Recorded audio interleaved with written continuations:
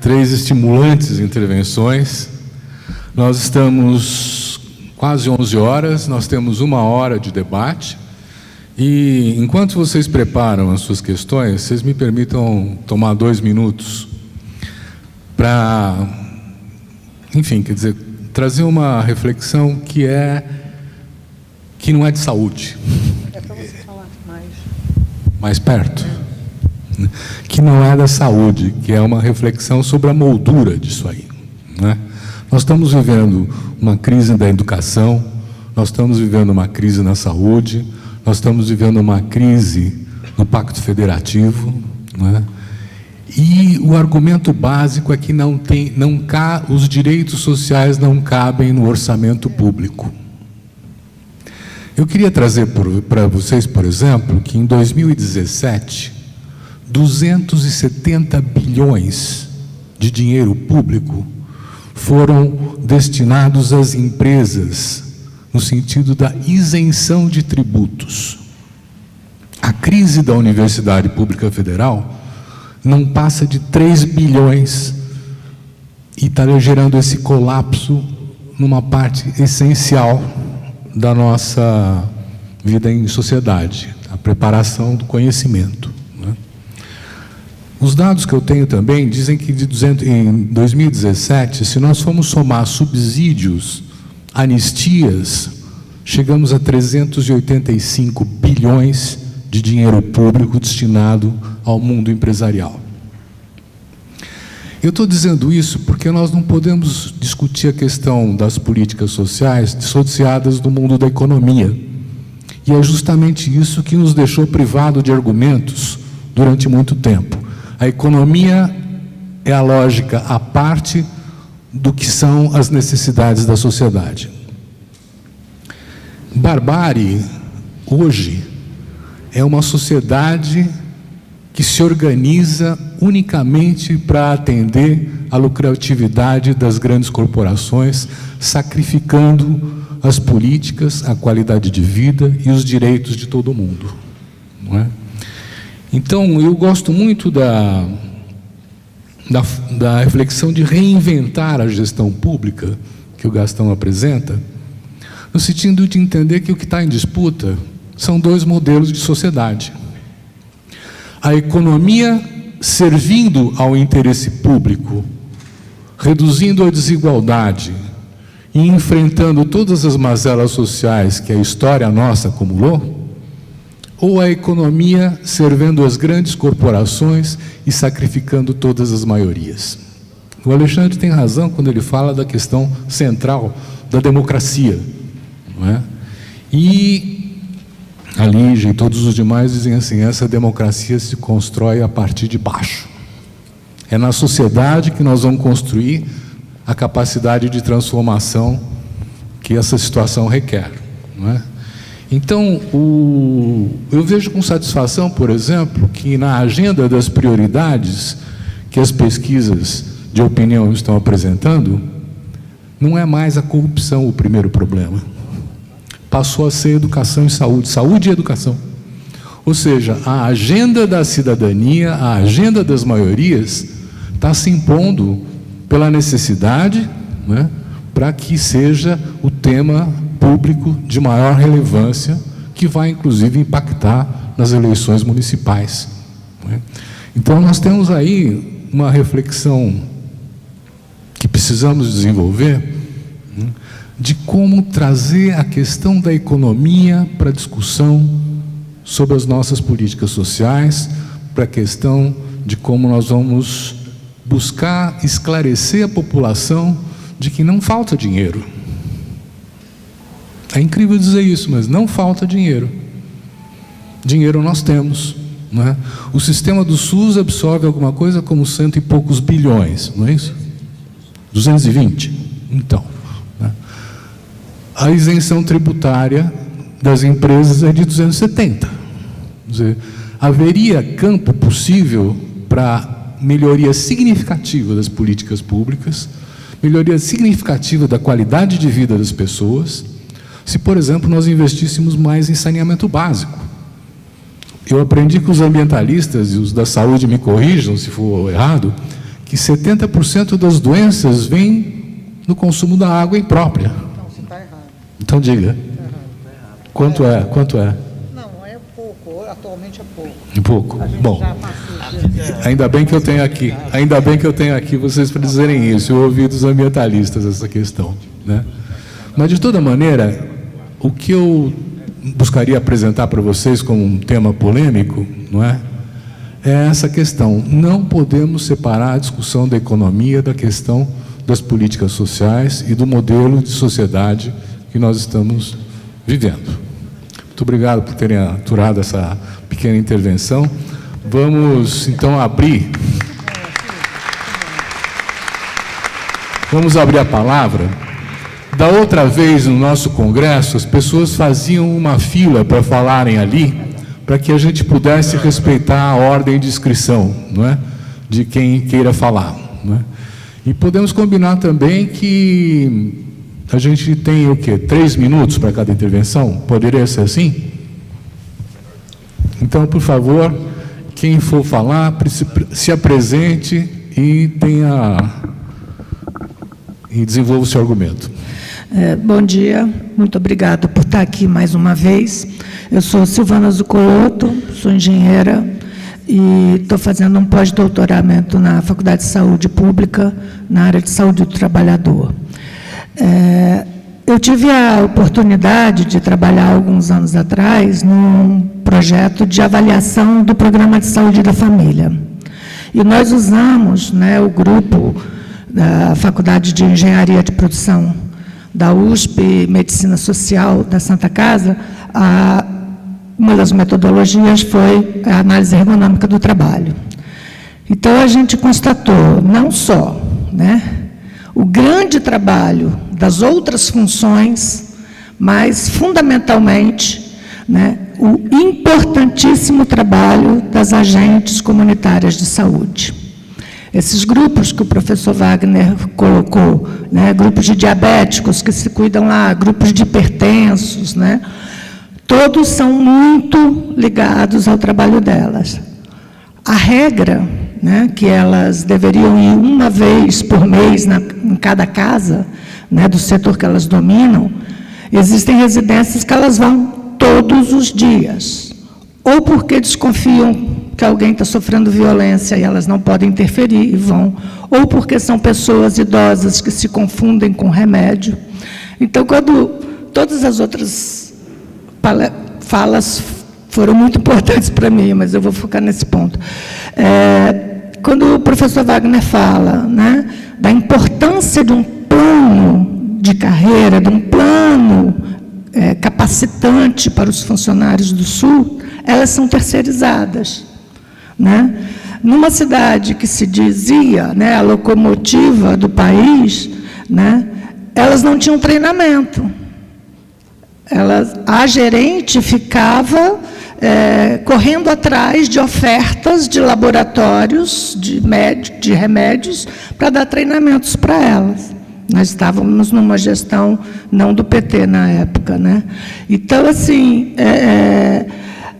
a importância desse trabalho, né, e o sofrimento delas ao não conseguir dar essa resposta, porque os exames suplementares demoravam, né, a rede não funcionava como tal, né, como terceirizadas, tanto aqui como Ribeirão Preto, que é uma cidade extremamente quente, elas recebiam 2 filtros solar por ano, né, e uniformes completamente inadaptados para a função. Então, além de outras coisas, né? Então, para encerrar, essa sua fala é muito importante, porque você não pode continuar exigindo qualidade, qualidade, qualidade, sem dar oportunidade das pessoas se profissionalizarem, evoluírem e serem treinadas para a função para a qual elas estão registradas. Muito obrigado. Nós vamos ouvir um conjunto de questões, depois a gente devolve para a mesa. Meu nome é Vera, eu sou médica sanitarista, trabalhadora e militante do SUS desde antes do SUS acontecer, desde 1983. Então, Primeiro, agradecer as apresentações que servem para a gente ordenar as ideias, tirar uns fiozinhos de esperança, ver qual é o caminho que tem que ser trilhado. E a minha pergunta é se os senhores percebem na sua prática uma impressão que eu tenho muito pessoal, muito particular, que é a de naturalizar dificuldades graves do SUS e tratar como problema individual problemas que, na minha opinião, são coletivos. Então, por exemplo, Campinas ficou 2 meses sem colher exame de laboratório. E a gente não podia contar para o grupo de pessoas que não estava colhendo. A gente falava um por um: o seu exame eu não vou poder fazer. Em vez de a gente chegar na sala de espera e falar: todas as mulheres que estão esperando exame ginecológico vão ter que fazer esse exame sem roupa, porque nós estamos sem avental. Não, ela entra no consultório e falou: eu não tenho avental para a senhora. Então, a gente naturaliza problemas, na minha opinião, que deveriam ser discutidos como um todo. Todos nós, os trabalhadores da saúde, têm negado ao controle social, na minha opinião, informação que o controle social precisa até para tocar o barco. Em Campinas, o secretário da Saúde não vai às reuniões do Conselho Municipal há anos. E a gente acha que isso é assim mesmo. Então, ouvindo o que foi apresentado aqui, eu acho que é importante que a gente resgate. Não vou discutir o erro que a gente cometeu de abandonar as bases. Tá bom, foi um erro, vamos tentar tocar. Mas eu percebo que nós mesmos temos aceitado essas informações parciais e não politizado essa situação. Essa é a pergunta, se é uma impressão minha particular ou se isso tem acontecido de maneira mais habitual. Muito bom, obrigado.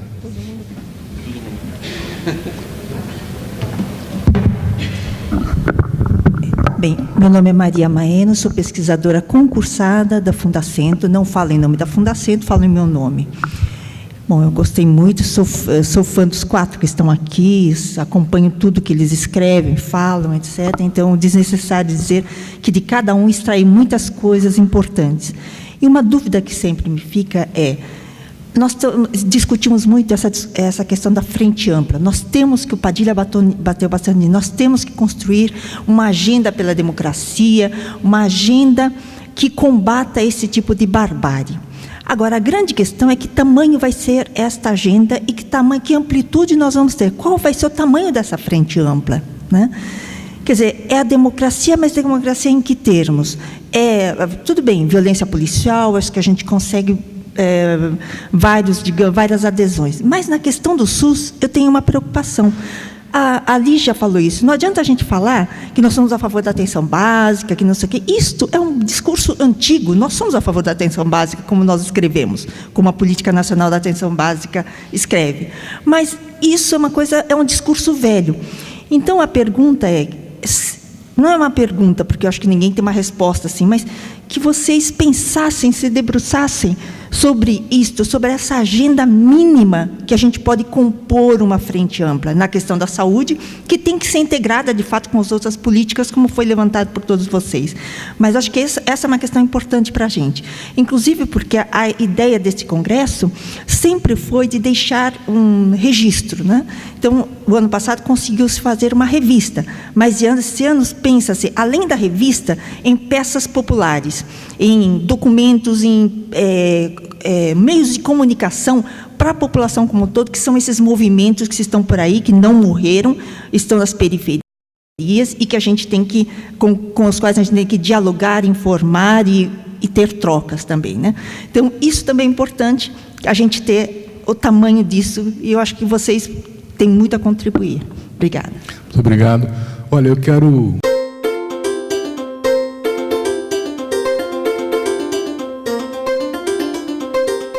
para a mesa nesse momento, e vou pedir ao Alexandre que comece a responder, porque ele tem seus constrangimentos de tempo, né? E peço desculpas a vocês por não ter esclarecido antes. Vou responder e já vou me despedir. Eu realmente... Hoje começa a sessão já de manhã, né? E já tinha uma sessão hoje lá na Câmara, eu pedi dispensa para estar aqui no Congresso e estou muito feliz de estar aqui. E a sessão começava hoje, depois uma outra sessão começava às 16h, só que às 14h foi confirmado agora, o ministro Mandetta vai lá no Congresso Nacional, na medida provisória exatamente do Médicos pelo Brasil. Eu sou membro da comissão e não quero perder a oportunidade de falar: ministro, eu estava com a Lígia Bahia hoje de manhã cedo, ela falou isso, quero falar isso para ti e para o Erno. Vai estar o Mandetta e o Erno, viu, Lígia? Então eu não posso perder, então... Mas o Erno não me conhece. Não, mas deve ter lido você já. Já te conhece agora. Então, por isso, eu vou fazer 2 comentários, assim, acho, todas as perguntas, questionamentos trazidos, né? Para tentar dialogar com os 3. Primeiro, Maria, assim, eu defendo que a gente tenha, por isso que eu vou deixar mais claro, eu defendo que a gente construa 2 movimentos. Um movimento de uma frente pela democracia, né?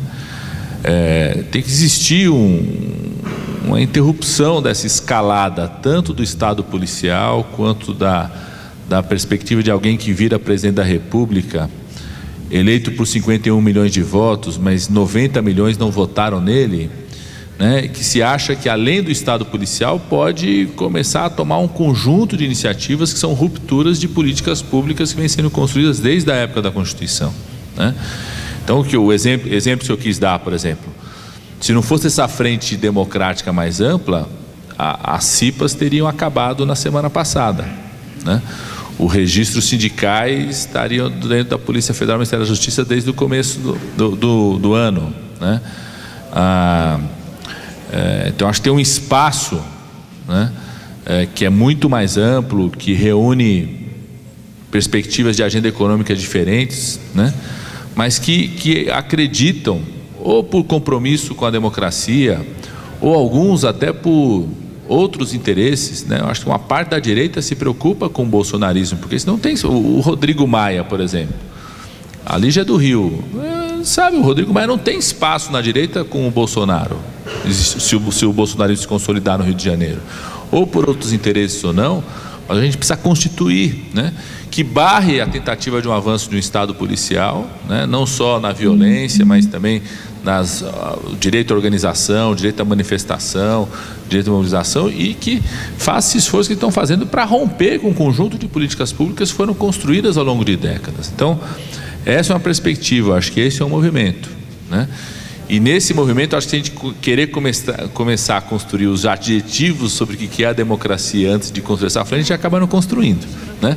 Outro dia, discutindo, uma pessoa falou assim: mas democracia é o seguinte, democracia é a democracia liberal, a democracia envolve os direitos sociais, a democracia econômica. A gente começa a criar adjetivos em relação a isso, né? Acaba não construindo essa frente. Então, eu acho que a gente precisa construir uma frente que garanta que, minimamente, pelo menos parte das regras do jogo que foram construídas depois do Pacto Constitucional continuem existindo no país. Por mais que, a gente sabe que é uma democracia capturada pelo poder econômico, muitas vezes, como disse ali a colega, os gestores não vão lá no conselho, tá certo? Não respeitam esse processo de participação e assim vai. Então, acho que essa é uma questão, né? O outro conteúdo que eu acho que nós precisamos ter uma certa radicalidade na defesa dos direitos, né? Que eu acho que eu quero dialogar com o que a colega falou, da gente às vezes está tendo uma postura passiva sobre situações inaceitáveis, né? Eu acho que a gente tem que ter uma certa lista do que é inaceitável no campo da saúde, do SUS, né? O Gastão às vezes puxava isso também. Quer dizer, o Ministério da Saúde está discutindo a carteira de serviços, né? Vamos fazer uma carteira do que é inaceitável no SUS, né? Tem um filósofo, né, vários de vocês conhecem, virou um escritor, não vou dizer popular, mas bastante público, que é o Giorgio Agamben, né, que ele traz o conceito do homem sagrado, o homem sacer, que estão aqui no espaço do direito, do lado do direito romano, que era um ser humano que tinha menos direito dos outros, né, que a decisão sobre a vida dele podia ser feita pelo Estado, não tinha direito garantido à vida, então eram os escravos, tudo, né. E o Giorgio Agamben traz essa discussão de que a gente convive com a ideia de que existem seres humanos matáveis hoje. Ele traz isso a partir do debate dos refugiados na Europa, né? Aquela imagem que é assustadora, e é impressionante como a Europa convive com criança chegando, né, morta na beira dela, né? Como a gente convive, né, com situações que são inaceitáveis dentro do SUS. Então, eu acho que esse é o segundo conteúdo de uma certa radicalidade. Eu acho que nós temos que ter uma lista de 5, 6, 10 pontos que são inaceitáveis. Nós não podemos aceitar que o SUS, enquanto política pública, né, permaneça, que a gente conviva com isso, que a gente não construa reação, né, e proposição sobre isso, né? Desde as filas, é inaceitável uma pessoa que tem acesso ao privado ser tão mais rápido ela ter acesso ao tratamento para o câncer do que uma pessoa que não tem acesso ao privado. E mesmo que muitas vezes o tratamento ela vai fazer no SUS, né? Ela consegue driblar essa fila, furar a fila por ter acesso a exames que às vezes demora mais tempo no SUS. É inaceitável a violência obstétrica, né? Então, eu acho que a gente tem uma certa radicalidade. E o terceiro, que o diálogo que a colega trouxe sobre a agente comunitário de saúde, queria dialogar um pouco isso com o Gastão está dizendo, de uma necessidade. O SUS é maior que o Brasil, né? E ele certamente, o projeto do SUS é maior do que é a estrutura do Estado brasileiro, né? Então a gente precisa enfrentar o debate da reforma, da reestruturação da administração pública, né? Uma parte da terceirização, como foi dito, da contratação dos agentes comunitários de saúde tem a ver com o processo da lei de responsabilidade fiscal, da precarização do trabalho, de saídas né, tentar driblar aí o torniquete fiscal, né, não descumprir a lei de responsabilidade fiscal. Mas uma parte também são restrições que as regras da administração pública nos impõem. Por exemplo, o que é a coisa mais importante de um agente comunitário de saúde? É que ele seja daquela comunidade. Eu acho que eu sei que você não concorda. Estou falando assim, já vi que você não concorda. Para mim, o centro, o principal, né, o principal valor de um agente comunitário de saúde é que ele seja daquela comunidade. Eu trabalhei com população indígena. Para mim, o centro de um agente indígena de saúde é que ele seja daquela etnia, né? Que sejam agentes da cidade de Tiradentes, de Parelheiros, né? Infelizmente, as regras da administração pública não me permitem ontem fazer um concurso onde eu estabeleça que eu só quero contratar para agente comunitário de saúde a pessoa que vem daquele bairro, né? E agregar ele a qualificação, a formação, né? A proteção para o seu trabalho, tudo, né? Citando isso como exemplo. Então, eu acho que também a gente precisa, junto com isso, aprofundar o debate sobre o que é o Estado brasileiro, porque esse Estado, além de ser patrimonialista, além de ele ser uma parte dessa herança escravocrata que nós temos, né?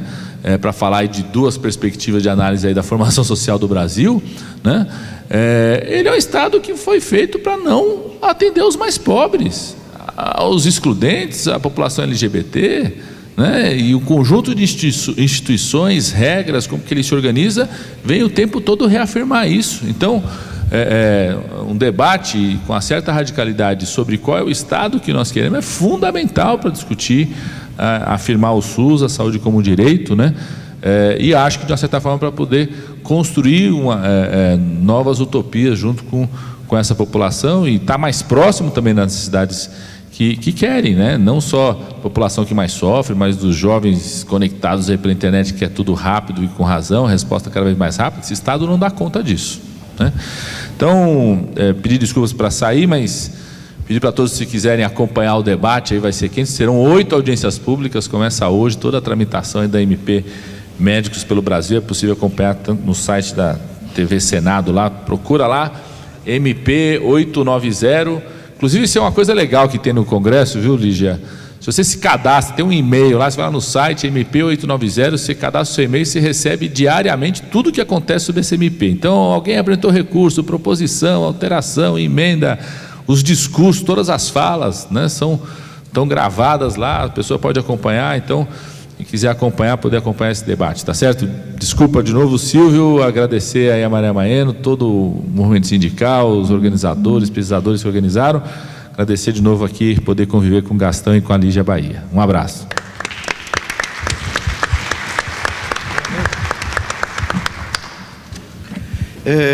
Comentar rápido para ouvir os outros colegas.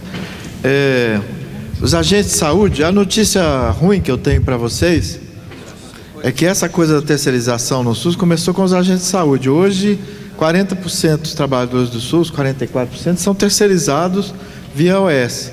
Cada vez que troca as OS, tem que fazer licitação pública, todo mundo é demitido, a gente perde tudo. Os trabalhadores de OS, eu considero que são do SUS, a boa parte deles são ativistas, são militantes pró-saúde, não é porque a OS que separou do SUS. Mas então eu acho que tem esse problema sério. Eu acho que nós temos que pensar uma carreira do SUS. Se for CLT, não tem mais esse problema. Podemos fazer seleção pública.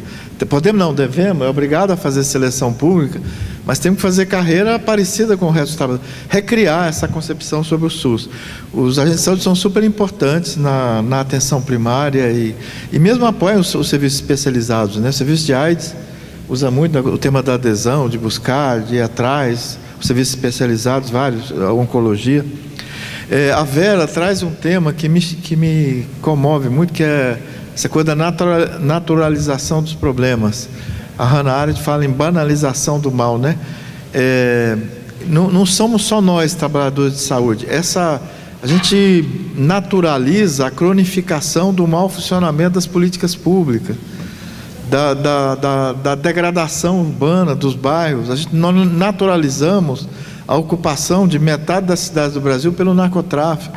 Nós naturalizamos 66 mil pessoas assassinadas, a maioria jovem.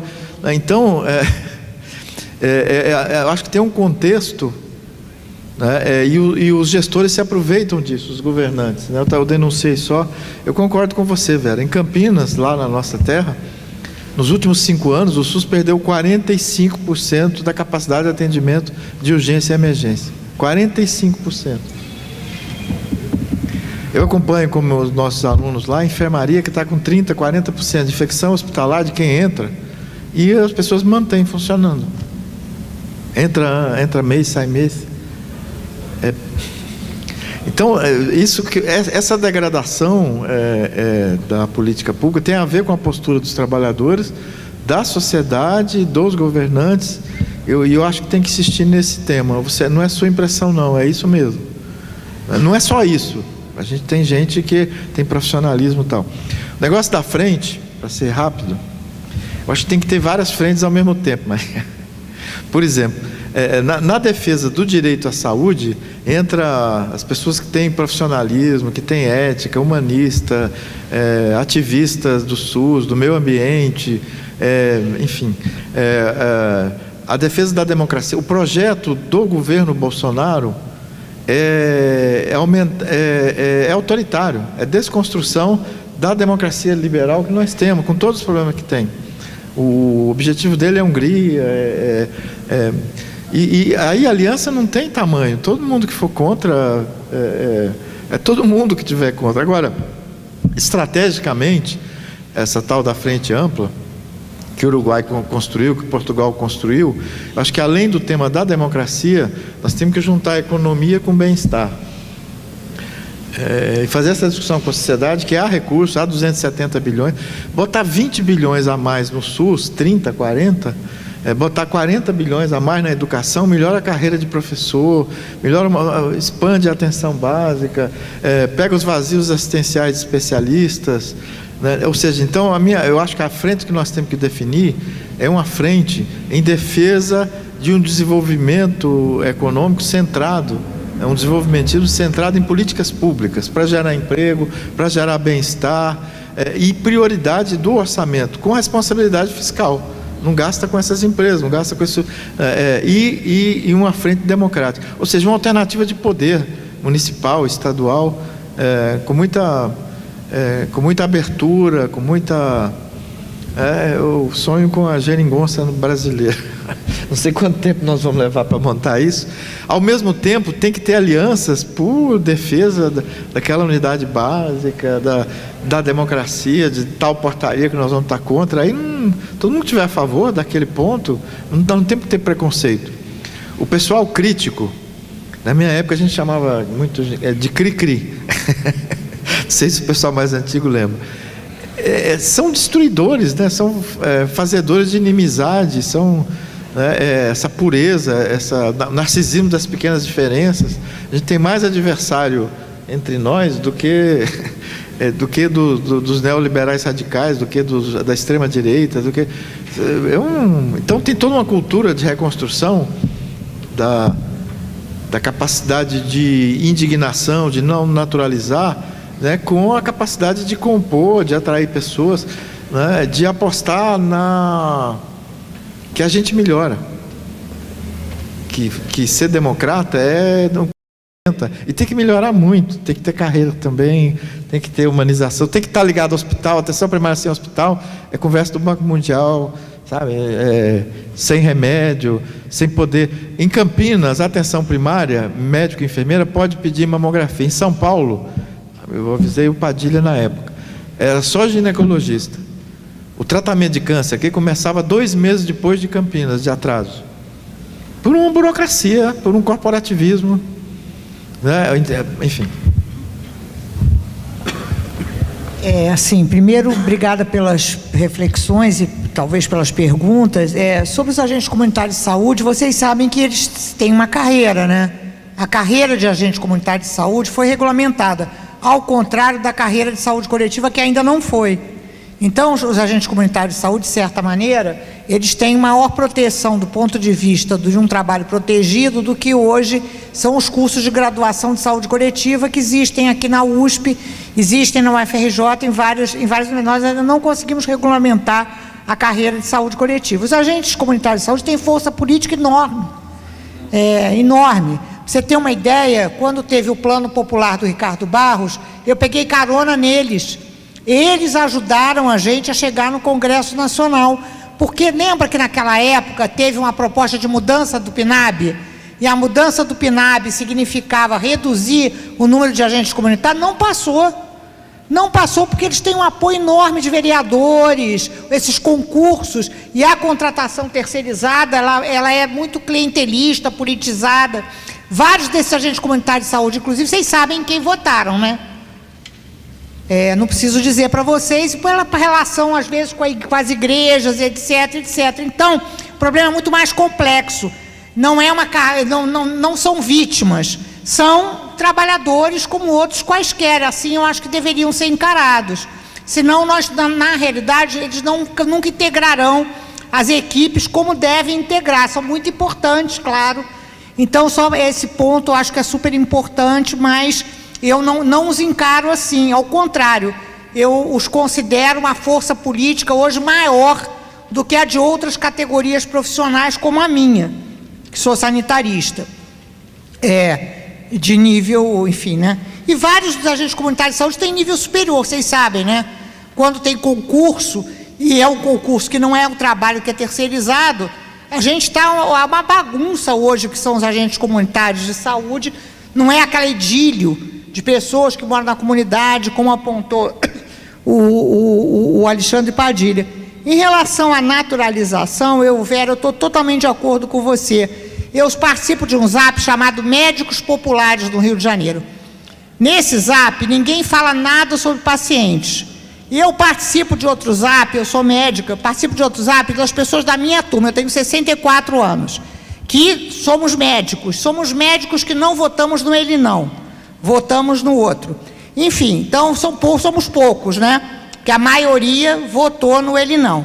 Então, nesse zap, o tempo todo nós conversamos sobre pacientes, o tempo todo. É inacreditável como mudou. Na minha época, quando eu estudava medicina, os professores diziam, esse paciente é seu. Vai lá, procura o exame, vai lá e vai no enterro dele quando ele morrer. Nós, esses médicos, até hoje, vamos no enterro dos pacientes. Conversamos com as famílias, estamos na missa e no enterro. Isso eu aprendi na faculdade. Não é possível que os médicos que se dizem populares não discutam sobre os pacientes. Então, é assustador isso. É absolutamente assustador. E eu tenho certeza que o nosso zap salva.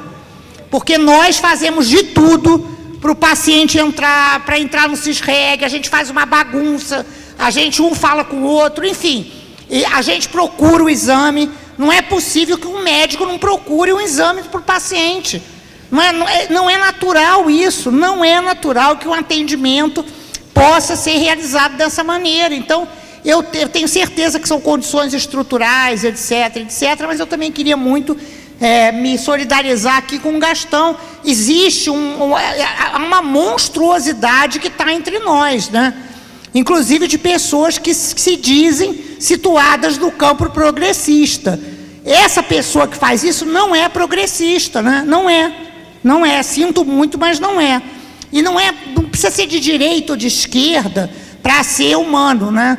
Para ter humanidade, para ter compaixão, enfim, então é assustador. A gente comenta isso, a gente briga muito com os médicos de família do Rio de Janeiro, muito. Nós saímos num pau o tempo todo, a gente diz, vocês são péssimos profissionais, não façam isso, não desrespeitem os pacientes como vocês fazem o tempo todo, vocês têm um trabalho burocrático, médico, enfermeiro, psicólogo, agente comunitário de saúde, não é uma profissão burocrática, não pode trabalhar tantas horas por dia e ir para casa e botar a cabeça no travesseiro tranquilamente, nós nunca fizemos isso, né? Então, essa inquietação, essa solidariedade, eu acho que é o mínimo. Em relação à frente, Maria, eu tenho a seguinte proposta, e rapidamente dizendo, acho que é preciso que tenha uma diferença. Quem for a favor da cobertura universal está de um lado. Quem for a favor do sistema universal está de outro lado. Não dá para a gente embarcar de novo na canoa furada, que basta dizer que é a favor do SUS. Tem que dizer de que SUS é a favor de que SUS. Porque hoje todo mundo é a favor do SUS, todo mundo é a favor da atenção básica. Agora, que SUS que nós estamos falando e que atenção primária que nós estamos falando? Atenção primária não é atenção ambulatorial de péssima qualidade. Atenção primária é a atenção que resolve 80% dos problemas. Não é possível resolver 80% dos problemas sem hospital. Não é possível resolver 80% dos problemas sem saúde mental. Não é possível. Nós temos que dizer isso. Olha só, não dá mais. Não dá mais para pobre ter atenção básica de péssima qualidade, sem exame, sem referência, e para a gente dizer que está bom assim, né? Então, eu acho que nós da saúde, concordando com o Gastão, nós não devemos nos posicionar nesse processo de construção de uma agenda política como militantes de partido político. Eu proponho que a gente se posicione nesse processo de construção de uma nova agenda política como sanitaristas que somos, como trabalhadores do SUS que somos, como exigentes de uma clareza política em relação à saúde. E vamos apoiar quem concordar com a gente. Quem não concordar com a gente, nós não vamos apoiar. Eu acho que isso nós precisamos avisar. Eu quero só dizer assim, por exemplo, no Rio de Janeiro, a oposição é assim, é entre os milicianos e o PSOL. E o PSOL faz assim, o PSOL diz que é a favor do SUS, mas na realidade não é a favor do SUS, é a favor dos trabalhadores do SUS, que não é a mesma coisa. Não é a mesma coisa. Então, o que o PSOL diz é, nós vamos pagar para todo mundo pelo RJU, nós vamos fazer concurso público, então tenta ganhar voto dos trabalhadores. Mas não é isso. Só seremos trabalhadores estáveis, com direitos, se houver um SUS de fato universal. Então, eu penso que a gente tem que colocar essa equação de cabeça para cima. E o momento, eu penso que é um momento, não é? É um momento que a gente tem para tentar fazer um limite. Não quer dizer, assim, que a gente não participe dessa aliança ampla que está sendo proposta. Eu acho que o Alexandre Padilha tem toda a razão. Eu escrevi um texto descendo o cacete no Rodrigo Maia, porque o Rodrigo Maia é a favor dessa desregulamentação dos planos. Aí, eu perguntei, falei, posso escrever o texto? Falaram, não pode. Eu falei, eu vou escrever, sabe? Eu vou escrever, porque, tá bom, eu entendi que não pode, mas eu posso. Eu entendi que eu não sou tão importante assim, que o fato de eu escrever que ele está errado, dizendo que desregulamenta os planos, acaba com o mundo, né? Ninguém lê que a gente escreve, enfim. Então, eu resolvi descer o cacete no Rodrigo, mas ainda que eu entenda que é muito melhor ter um congresso funcionando do que um congresso fechado. Claro que nós entendemos isso. Obrigado. Bom, nós temos meia hora. Eu queria que as pessoas que querem tomar a palavra levantassem a mão. Quantos são? 3. Quantos? 3. 3. Vocês estão de acordo que a gente conclua aí as inscrições? Então, por favor, você diga quem é e, por favor, fale. Bom dia a todos e a todas. Meu nome é Sandro, sou agente de zoonoses da SUVES Capela do Socorro. Atualmente estou diretor pelo Sindicep. Eu começo aqui falando de algo que está acontecendo em São Paulo. A região Sul 2, muitos dos trabalhadores foram suspensos a participação neste congresso devido a uma epidemia de sarampo que está acontecendo em São Paulo. Então, eu acho que as nossas autoridades têm que tratar do caso das endemias da cidade antes que a gente entre, digamos assim, numa epidemia ou qualquer coisa pior, né? Sinto que o Congresso foi prejudicado na região por causa disso, né? Enquanto saúde, que é o tema nosso de tratar, e eu trato pelo menos da parte dos agentes de zoonoses, que não tem uma política pública de saúde para os trabalhadores e estamos doentes cuidando de pessoas doentes da cidade, eu acho que é um debate mais amplo para a gente construir aqui, né? Trago também a reforma tributária, porque devido ao desmonte que nós estamos vivendo aí, foi dito uma fala, para fazer a reforma tributária é preciso saber que tamanho que vai ficar esse Estado para tirar a parcela de recursos para mim. Então, eu fico muito preocupado com a reforma que a gente está tendo, né? Deixa eu ver que eu anotei algumas coisas aqui para me perguntar para vocês, né? Eu acho interessante também, sobre o que trouxe aqui, a participação dos partidos, né? E ver como que a gente deixou de discutir política lá embaixo e transformou as associações no curral eleitoral, né? E desconectamos daqui de cima. E os conselhos gestores, que eu fui conselheiro gestor da supervisão técnica da Capela do Socorro, é muito importante. Só que o controle social ele precisa ser respeitado, porque ele é deliberativo por todos os governos, né? E isso foi algo que aconteceu nas conferências de qual eu participei da 17ª conferência, aonde não foi implementado 30% que foi deliberado pela população e não são respeitados os conselhos. O que a gente deve fazer para melhorar isso, né? Eu acho que eu terminei por aqui e eu acho que a nossa proposta passa por um projeto político, mas numa saúde que ela é de saúde de Estado, um projeto político de Estado e não de partido, né? Termino agora com a frase, é uma reflexão para vocês poderem me dizerem, também a me ajudar. Assim que resolvermos todos os retrocessos que foi feito no país, avançaremos em perspectivas futuras, caminhando para uma sociedade igualitária, porque todo mundo quer uma sociedade igualitária.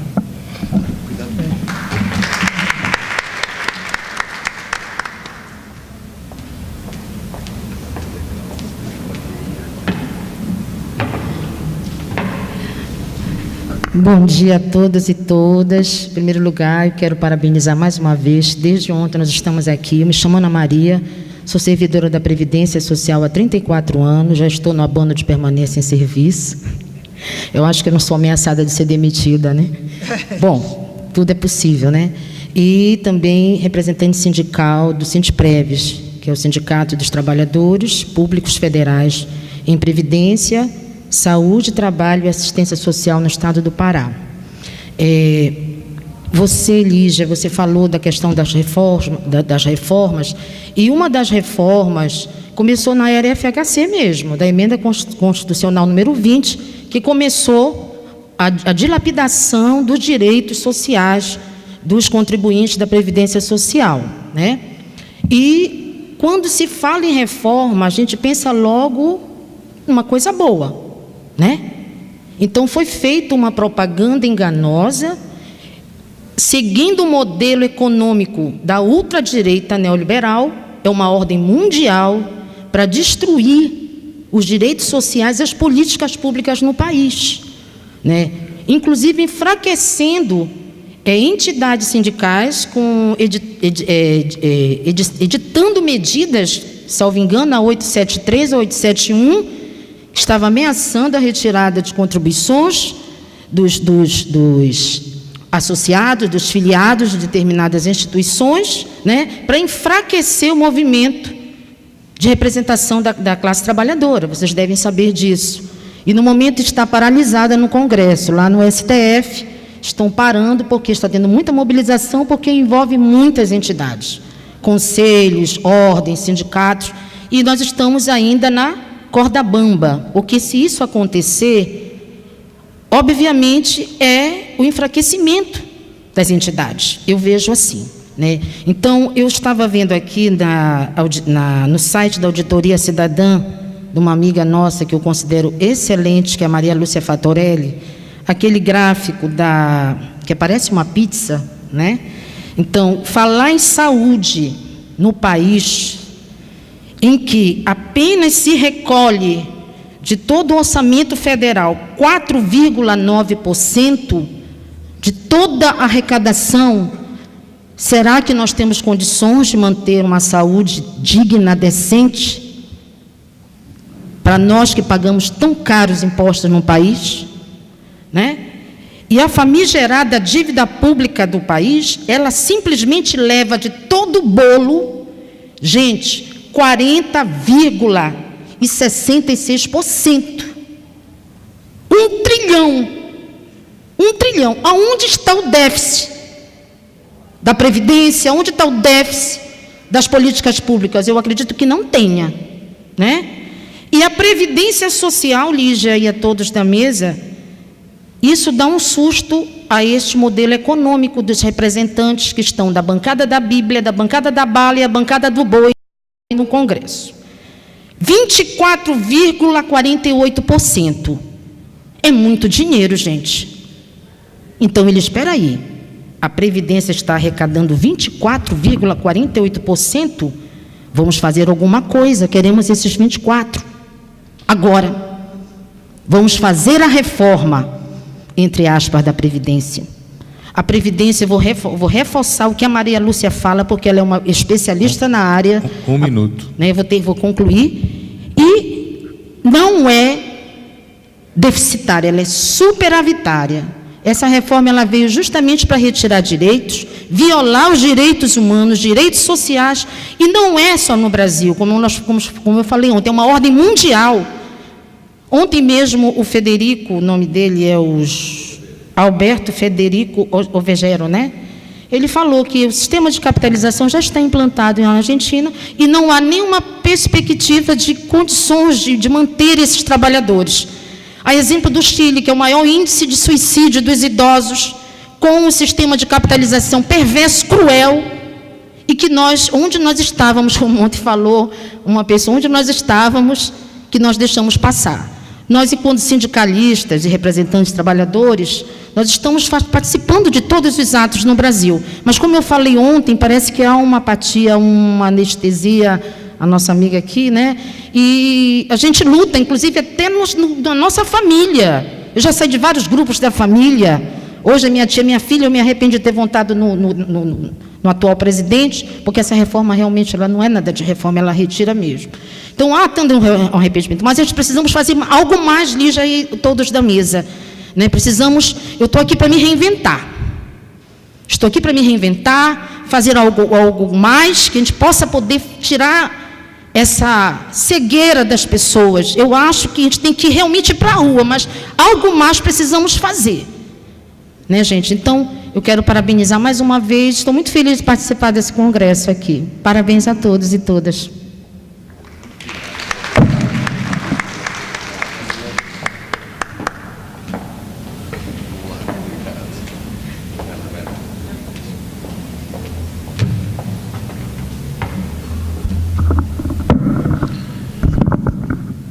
Bom dia a todos e todas. Agradecer aqui Lígia Bahia, que eu não conhecia. Muito feliz em saber que os sanitaristas... Você se apresenta, por favor? Meu nome é Watson, sou bancário. Também estou aqui representando a minha federação de bancários da região Centro-Norte, né? São 10 estados ali, contando com Brasília. Então, é uma área bastante abrangente. E também faço parte aqui do coletivo de saúde e condições de trabalho da nossa confederação da Contraf, onde aqui tem vários companheiros aqui participando desse congresso.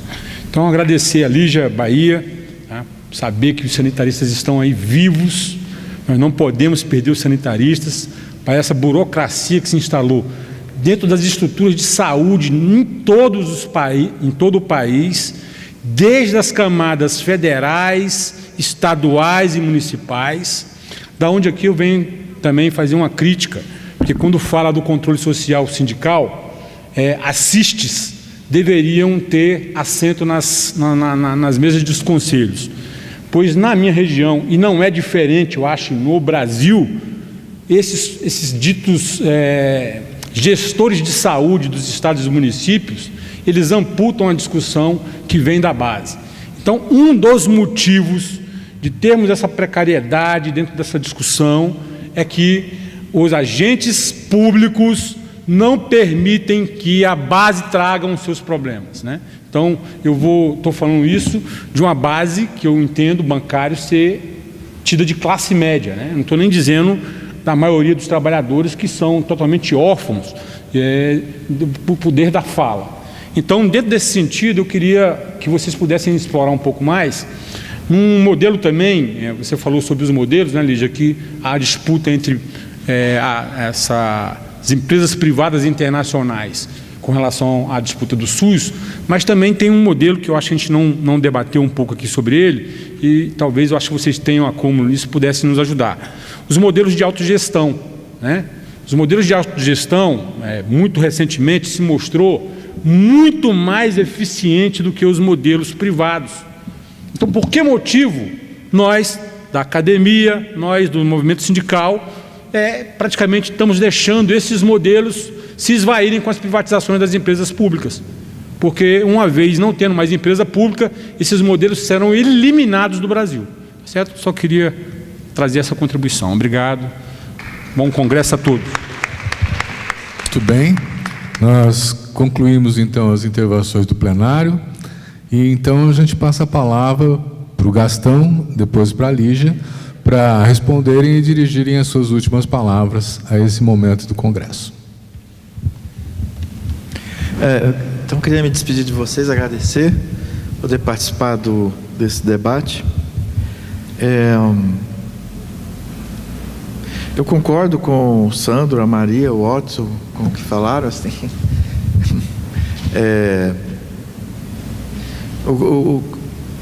Assim, o que eu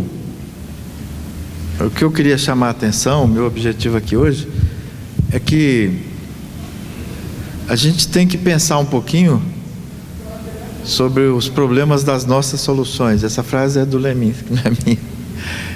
Pensar um pouquinho com mais distanciamento, como a Vera trouxe uma coisa da naturalização, a gente imaginar que esse afastamento das lideranças, dos sindicatos, dos intelectuais, de uma parte grande da sociedade, se dá pela alienação, cegueira das pessoas. A gente precisa ouvir essas pessoas um pouco mais. Essa frustração, né, eu falei aqui, tem base concreta, né? Eu continuo pensando com a metodologia que os fenômenos sociais e pessoais são coproduzidos, em parte pela gente, em parte pelo contexto, em parte pela sociedade, agente indivíduo, agente sindicato, agente sociedade,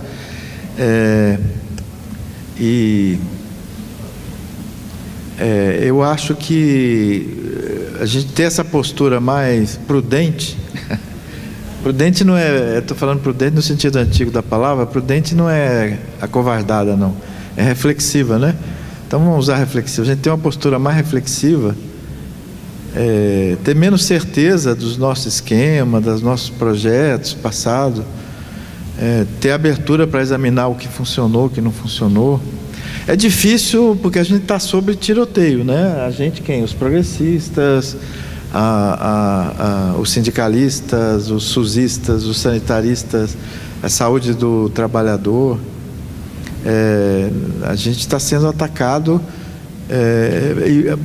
uma parte grande dos ataques é injusto. Agora, uma parte grande dos ataques é em torno de problema concreto. Está vendo que não funciona? Que entra ano, sai ano, o SUS continua igual, o sindicato está cada vez mais isolado.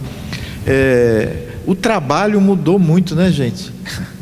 a estrutura de mercado, e depois da reforma, contra-reforma, viu, Maria? Eu, sempre que eu me lembro, eu falo contra-reforma. Porque a reforma era um conceito que a gente usava para mudanças progressistas, a favor do bem-estar. Os neoliberais se apropriaram disso para justificar a desconstrução das políticas públicas, dos direitos, e passaram a chamar de reforma também. Eles falam, os reformistas, não somos nós, são eles. Mas então eu chamo de contra-reforma. Enfim, esse povo que está propondo a contra-reforma, uma parte da argumentação deles é sobre problema concreto, os problemas velhos, crônicos. De fato, a gente tem a gestão pública, se continuar assim, não vale a pena. Eu não tenho dúvida. Tem a gestão pública da universidade, por exemplo, a gente avançou muito. As universidades federais são autarquia, ainda que não chama autarquia, tem um processo desse sentido, o conceito de autarquia, que a gente não conseguiu no SUS. A gestão lá é melhor, a corrupção é menor, o clientelismo é menor, a capacidade de correção, de autocorreção da universidade é maior, o negócio das cotas, do controle sobre o nosso próprio trabalho, de prestar contas do que a gente faz, né? Enfim. Então o apelo que eu faria para vocês para nós todos, né?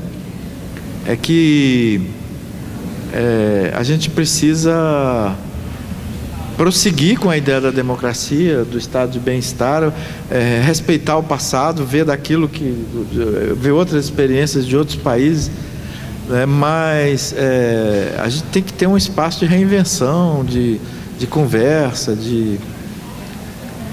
Eu vejo que o movimento sindical perdeu muita legitimidade, muita. Entre os trabalhadores, entre os empresários, eu sei. Entre os neoliberais, eu sei. O problema é perder com quem a gente se propõe a representar, com quem a gente se propõe a estar junto, né? Enfim. Então é isso. Eu achei muito bom vir aqui, participar da mesa com vocês. Queria agradecer a todos. Eu queria pedir licença também, me despedir, agradecer de novo o convite, mas eu queria pedir licença aos duas primeiras pessoas que perguntaram, e a terceira pessoa, eu vou me fixar apenas numa parte da terceira pergunta. Eu acho que o Gastão já respondeu as anteriores. Eu queria falar sobre plano de saúde nos sindicatos. Os sindicatos perderam legitimidade. E se os sindicatos tiverem um plano de saúde razoável, eles ganham sócios. Ganham de novo associados, isso é claro. E nós temos que olhar com clareza e ver se nós queremos fazer isso. Se nós queremos usar o plano de saúde para que os sindicatos voltem a ter uma musculatura maior. Se nós queremos fazer isso, nós temos que conversar isso com clareza e temos que conversar assim, eu topo fazer isso. Mas uma parte desse atendimento pode ser universal? Porque, veja, a gente tem que ter uma transição, não é? O atendimento, porque os sindicalistas, desde sempre, eles não queriam entrar na vala comum. O discurso era esse: nós não queremos estar na vala comum da população que não é trabalhador. Nessa diferença do Getúlio Vargas, quem tem carteira assinada, quem não tem carteira assinada. Agora, eu concordo plenamente, a gente podia fazer um sensacional plano de saúde. A gente estudou tanto que hoje a gente é capaz de fazer um sensacional plano de saúde. Vocês entenderam? Nós podemos fazer isso, mas... Estou falando da autogestão, mas a autogestão é plano de saúde, gente. A autogestão é pré-pagamento. Olha só, plano de saúde é pré-pagamento. Sistema universal não é pré-pagamento, é plano de saúde. Mas, eu, por exemplo, eu acho que isso é uma provocação mesmo, sabe? Agora, daria um trabalho do cão a gente fazer isso, entenderam? A gente vai fazer isso, e se a gente gasta o nosso tempo fazendo isso, a gente deixa de estar aqui do lado SUS. A não ser que a gente faça isso como um processo de transição e que abra um atendimento universal dentro desse esquema de plano privado de saúde, entenderam? Fazer um subsídio de recursos dos trabalhadores e dos empresários para fazer atendimento universal. Não sei se eu estou conseguindo me expressar bem. Então, eu penso que isso é uma vereda aí. Se a gente não colocar isso no nosso cálculo, nós estaremos sendo de uma burrice absurda, não é? Porque é assim que é, a gente pode voltar a reconquistar, digamos, a classe trabalhadora pela saúde, porque há uma preocupação enorme em relação aos planos privados de saúde, enorme. Olha só, quem diz que o principal problema é a saúde, também é quem tem plano privado de saúde, entenderam? Quem diz, 55% diz que o principal problema é a saúde. Entre esses 55% está quem tem plano, estão os trabalhadores que têm plano. Então a gente pode fazer isso, a gente pode ser, digamos assim, essa é uma tática, né? É uma manobra. Agora, ela é muito arriscada. Por quê? Por que ela é muito arriscada? Porque essas empresas hoje têm um poder muito forte, a gente teria que dedicar muito nosso tempo para fazer isso. Que eu estou dizendo, é todos nós aqui, né? Nós seríamos os líderes sindicais, nós seríamos os técnicos, que somos nós seríamos os formadores de opinião, nós seríamos nossos alunos, a gente teria que... Veja, isso é um debate, tem que ser aberto esse debate. Não haverá previdência social, sistema de saúde universal sem apoio da classe trabalhadora, isso é claro, né? É tão claro, simples assim, não é? O que aconteceu com o SUS? O SUS, ele fez um processo de aumenta o acesso sem os trabalhadores formais, não é?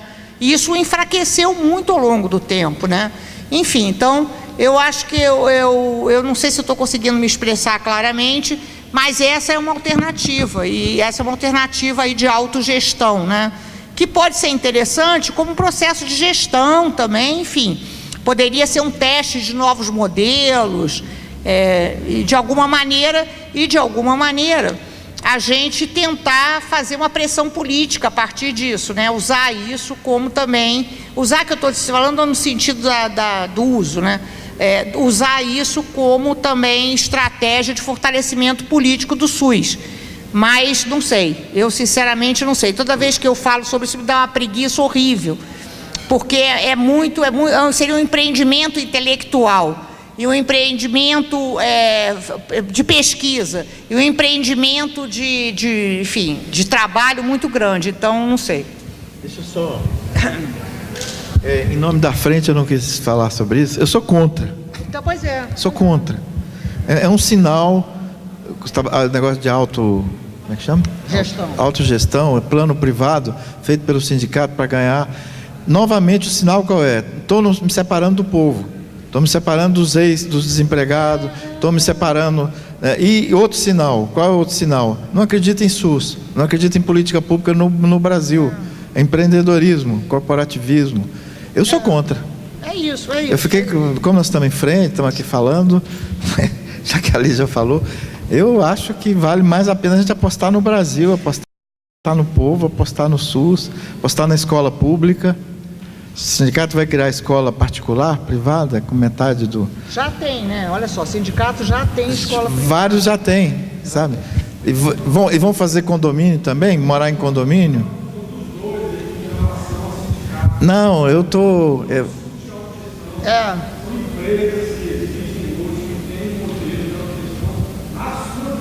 Isso. Sim. Ah, sim.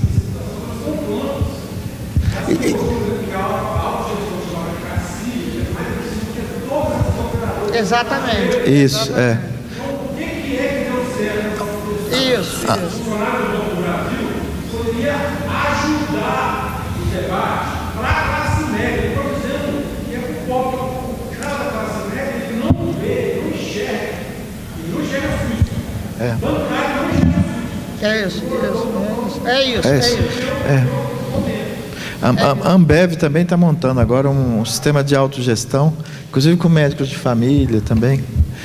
Mas enfim. É isso. Bom, antes de passar a palavra ao nosso organizador aí, que já se preparou para isso, eu quero agradecer muito a participação da professora Lígia Bahia, do professor Gastão Wagner, que sempre são uma referência para esse debate. Agradecer a audiência e a participação de vocês e dar por encerrado essa mesa. Muito obrigado.